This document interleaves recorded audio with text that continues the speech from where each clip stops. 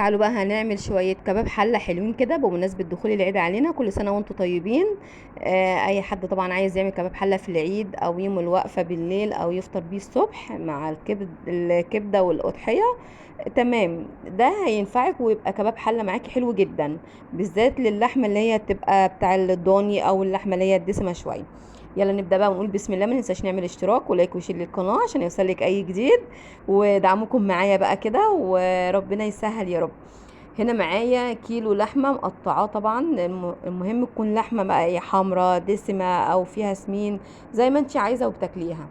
هنا معايا كيلو مقطعاه مكعبات، وهنا فرمة حوالي 3 بصلات كده كبار، مقطعاهم شرايح كده زي ما انتم ما شايفين.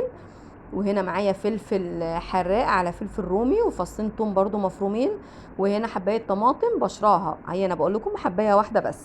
وهنا طبعا اللحمه كيلو مقطعاه مكعبات صغيره. هنعمل ايه بقى في ده كله؟ يلا بقى نبدا ونقول بسم الله كده. ما ننساش نصلي على سيدنا محمد عليه افضل الصلاه والسلام. هنا معايا حله بقى كده على البوتاجاز، هنحط فيها شويه سمنه على زيت حلوين يعني كده، ونيجي ننزل بقى بالبصل. اول ما السمنه تتقدح تنزلي بالبصل، هتفضلي تقلبي كده شويه عشان يعني يدبل شويه، احنا مش عايزينه متحمر قوي. تمام، زي ما انتم ما شايفين كده دبل معايا اهو كده اهو. طبعا اللحمه ناشفه وما فيهاش اي سوائل ولا ميه ننزل بيها كده، ولازم أن تبقى الحله سخنه علشان اللحمه ما تجيبش ميه. هنا افضلي بقى قلبي بقى فيها. المرحله دي هتفضلي تقلبي في اللحمه لغايه بصي ما هتلاقيها كلها اتشوحت واتحمرت كده هي والبصل. ما يهمكيش يعني لما اللون بتاعها يغمق، لا ما تقلقيش خالص. كل ده اول ما هننزل بالميه السخنه هيطلع على طول. هنا افضلي بقى قلبي كده. نفضل نقلب بقى، نقلب كده لغايه ما كل حاجه تتشوح كده. ده شكلها اهو. فضلنا نقلب فيها شويه كتار لغايه ما اتشوحت معايا كده كده اهو. طبعا هنا بقى غاليه ميه جنبيه علشان ايه، هحط عليها شويه ميه سخنين. بنزود ميه بميه يعني شويه بشويه. خلاص كده هو زي ما انتم ما شايفين شكلها. هنا بقى نحط معايا ايه، معايا الفلفل هنحطه بالفصين الثوم. وافضلي برضو قلبي. ويا سلام بقى على الريحه اللي طالعه معانا بقى، دي جميله جدا. تشمي احلى ريحه وانت بتشوحيها. وهنا حبات الطماطم اللي احنا بشرينها برضو هنحطها عليه. مش عايزه الطماطم ممكن تشيليها، انا عن نفسي بحط واحده بس، دي بتخلي ليها تسكيره حلوه.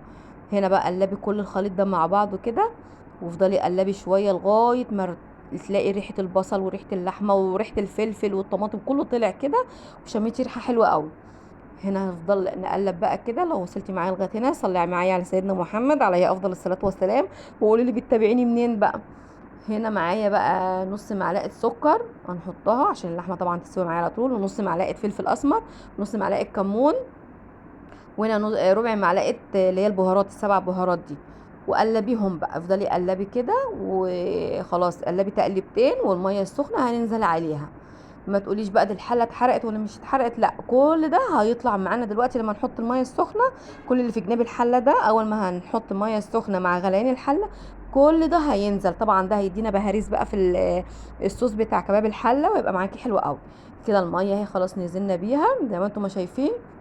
قلبيها بقى كده ووطي النار وسيبيها لغايه ما تستوي براحتها خالص كده اهو. كل اللي في الجناب ده هيطلع بقول لكم، يعني هعمل لكم بالمعلقه كده، ده كله هيطلع ان شاء الله.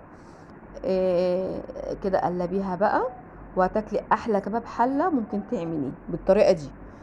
هنا خلاص هنقلبه تقلبتين وغطي الحله بقى وسيبيه براحته بقى يستوي بقى على نار هاديه، ووطي عليه عشان يستوي حلو. هنا اهو انا بقلبها كده شايفين اهو. طلع معايا على طول يعني ما اخدش وقت. ادام الميه سخنه وهي غلت معاكي والحله سخنه فكله هيطلع معاكي وهيديكي بقى احلى صوص معاكي بقى تاكليه. هنا بقى بقول لكم هنغطي عليه ونوطي كده زي ما انتم ما شايفين غطينا. طبعا هنسيبه بقى على نار هاديه يستوي براحته خالص كده معايا. خلاص اول ما استوى بقى كده واحلى كباب حله ممكن تاكليه. معلش بقى على البخار اللي طالع، طبعا انتوا عارفين لازم تغطي الحاجه ما تعينهاش بقى الا بعد فتره. وكتر البخار ده برضو بيساعد على التسويه معاكي يعني. هنا خلاص ده الصوص بتاعها اهو. شايفين صوصها جميل جدا. واحنا بنغمس بقى بنحب نغمس بالصوص ده، بنحب نغمسها بالعيش. هنا بقى شويه ملح، نص معلقه ملح، الملح في الاخر. هنا بقى بنحط نص معلقه الملح كده، بنحطه في الاخر علشان اللحمه ما تشدش معاكي وتكون دخلت على سوا، ما تاخدش وقت معاكي. فالملح ده بنخليه في الاخر في اي لحوم على فكره. هنا خلاص هنقلبها بقى تقليبه كده، نسيبها تغلي غلوه بس عشان الملح يشرب منها، يعني هي تشرب من الملح وتحيقي معايا، وخلاص على كده بنقفل عليها. هنا ده شكلها بقى زي ما انتم ما شايفين كده، هي دقيقه بالظبط هنخليها تغلي في قلب الملح وخلاص. هنا بوريكم بقى كده هتستوي معايا، تبقى مستويه زي الفل. كده بعد ما استوت معايا ده شكلها بقى. وهنا كنت عامله جنبها شويه رز، الاولاد كانوا عايزين رز جنبها وعملت شويه. هنا نقدمها بقى كده مع الرز، ومستويه جدا وطريه وطعمها جميل جدا زي ما انتم ما شايفين كده اهو، مستويه خالص. اللي يعمل بقى الطريقه دي وعجبته يكتب لي كومنت حلو كده وبألف هنا.